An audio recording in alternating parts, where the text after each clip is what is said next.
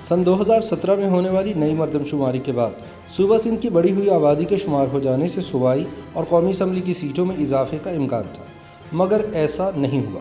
جس کی وجہ سے برسر اقتدار پیپلز پارٹی سمیت صوبے کی تمام بڑی جماعتیں متنازع نتائج پر احتجاج کر رہی ہیں۔ دوسرا بڑا مسئلہ یہ بھی ہے کہ اب صوبہ سندھ کو نیشنل فائنانس کمیشن ایوارڈ اور قومی سطح کی نوکریوں سمیت قومی وسائل کی تقسیم میں منصفانہ حصہ نہیں ملے گا۔ پاکستان کے سب سے بڑے شہر اور تجارتی مرکز کراچی کی مردم شماری کے اعداد و شمار کو لے کر پیپلز پارٹی سے لے کر MQM تک تمام سیاسی جماعتیں نتائج کو قبول نہ کرنے کا اعلان کر چکی ہیں، کیونکہ ان کا دعویٰ ہے کہ ان کے شہر کی آبادی کو اصل سے کم ظاہر کیا گیا ہے، جو کہ پچھلی مردم شماری کے بعد 19 سال میں کئی گنا بڑھ چکی ہے۔ سندھ کے موقف کے مطابق سندھ کی آبادی 6 کروڑ سے بھی زیادہ ہے، مگر مردم شماری میں سندھ کی آبادی تقریباً 4 کروڑ 70 لاکھ بتائی گئی ہے۔ تاہم وفاقی حکومت سندھ کے اس موقف سے اتفاق نہیں کرتی۔ وفاقی ادارہ شماریات نے سن 1958 کے بعد سن 2017 میں ہونے والی چھٹی مردم شماری میں 10 بڑے شہروں کی آبادی کے اعداد و شمار پیش کیے تھے، جن کے مطابق کراچی کی آبادی 1 کروڑ 60 لاکھ 51 ہزار، جبکہ سن 1998 کی مردم شماری میں کراچی کی آبادی 98 لاکھ 65 ہزار نفوس پر مشتمل تھی۔ یوں کراچی سب سے زیادہ آبادی والا شہر، جبکہ لاہور دوسرے نمبر پر ہے۔ اس حوالے سے MQM کا موقف تھا کہ 19 سال بعد کراچی کی آبادی بڑھنے کی شرح 100%، جبکہ تھر اور گھوٹکی میں آبادی کا اضافہ 400% تک دکھایا گیا ہے، جو بالکل غیر منطقی ہے۔ سندھ کے مطابق سن 1998 کی مردم شماری میں سندھ کے شہری علاقوں بشمول کراچی، حیدرآباد اور سکھر کے بلاکس 47.6% تھے، جو نئی مردم شماری میں 2% تک کم ہو کر 45% رہ گئے، جبکہ 18 برسوں میں دیہی آبادی کے بلاکس 52.3% سے بڑھ کر 55% ہو گئے۔ سندھ کا کہنا ہے کہ شفاف مردم شماری کے بعد کراچی میں قومی اسمبلی کی 20 کی بجائے 40 اور سندھ بھر کی 42 کی بجائے 84 نشستیں ہونی چاہیے۔ گزشتہ دنوں تحریک انصاف کی وفاق میں اتحادی جماعت متحدہ قومی موومنٹ نے اپنے مردم شماری پر نظر ثانی کا مطالبہ نہ مانے جانے کی وجہ سے ایک بار پھر حکومت سے علیحدہ ہونے کا عندیہ دیا، تو کراچی کے مردم شماری کے متنازع نتائج کا معاملہ دوبارہ اٹھ کھڑا ہوا۔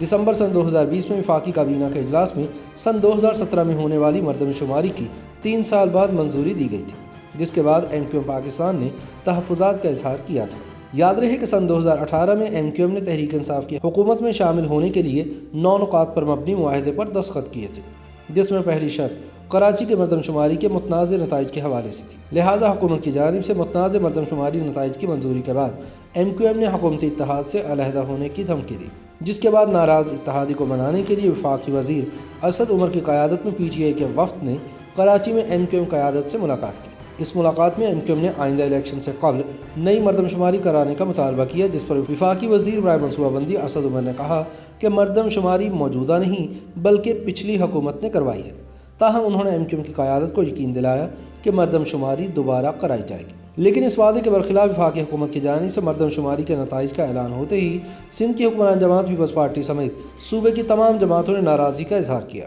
MQM پاکستان، پاک سرزمین پارٹی اور جماعت اسلامی نے تو اس کے خلاف احتجاجی ریلیاں بھی نکالی،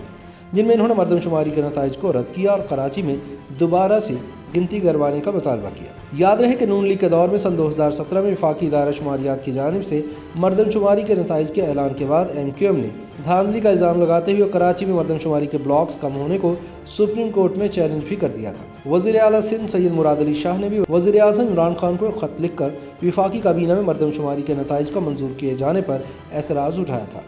وہ اس سے قبل اس معاملے پر وزیر اعظم کو ایک اور خط بھی لکھ چکے ہیں۔ مراد علی شاہ کے مطابق سندھ کی آبادی 6 کروڑ سے بھی زیادہ ہے، مگر مردم شماری میں پورے سندھ کی آبادی تقریباً 4 کروڑ 70 لاکھ بتائی گئی ہے۔ انہوں نے اپنے خط میں لکھا کہ مشترکہ مفادات کونسل نے سن 2017 میں وزارت شماریات کو کہا تھا کہ حتمی نتائج تیار کرنے سے قبل ہر صوبے کے 1% سینسس بلاک میں تیسرے فریق سے تصدیق کرائی جائے،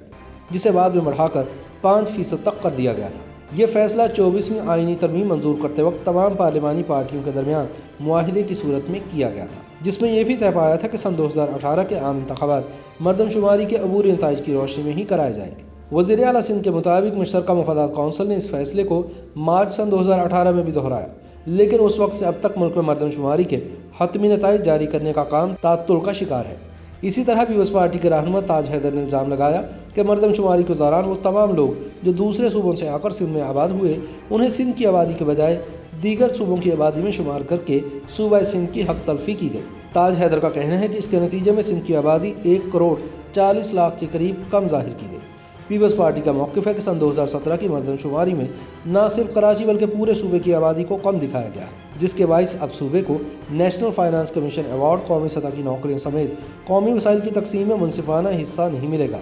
इसलिए सिंध को सन 2017 की मरदमशुमारी पर एतराज़ है। दूसरी जानिब MQ पाकिस्तान के रहनुमा ख्वाजा इजहारुल हसन का कहना है कि इनकी जमात पहले दिन से नताइज के खिलाफ थी, मगर चूंकि काबीना में फैसले अक्सरियत से होते हैं और मरदमशुमारी के नताइज पर किसी और सूबे को मसला नहीं था, तो इसलिए मरदमशुमारी के नताइज मंजूर कर लिए गए। उन्होंने कहा कि हमें इंसाफ ना अदालत से मिला, ना काबीना से, ना पार्लियामेंट से, इसलिए अब हम एहतजाजी मुजाहरे कर रहे हैं और वफाकी हुकूमत से मुतालबा करते हैं कि इस मामले को मुश्तरका मुफादात कौंसिल में ले जाया जाए और मरदमशुमारी दोबारा करवाई जाए।